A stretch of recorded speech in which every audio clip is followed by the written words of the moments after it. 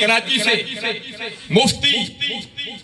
مفتی ابن مفتی جنہوں نے الحمدللہ اٹک میں قدم رکھا، تشریف لائے، مفتی وہ بھی مفتی، اور اسی طرح ان کے بیٹے بھی مفتی محمد زبیر صدیقی ہزاروی۔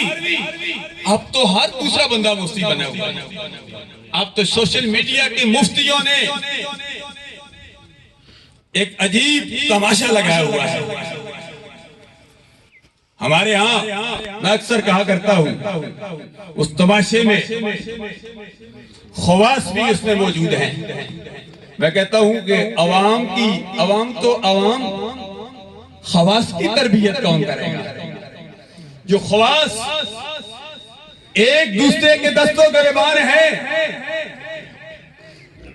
خواص کو ایک پلیٹ فارم پہ متحد ہونا پڑے گا۔ اگرچہ امام نورانی جیسا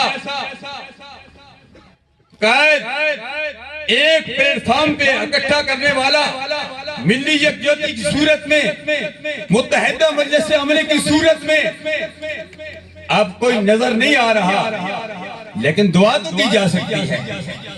دعا کریں اللہ صاحبزادہ شاہ اویس نورانی صاحب کو صورت میں لے آئے، اور الحمدللہ وہ اس نہج پر کام کر رہے ہیں۔ جید علماء کرام مشایخ اعظام اپنے اپنے انداز میں کام کر رہے ہیں۔ ہر ایک نے، ہر پھول کی اپنی اپنی خوشبو ہے۔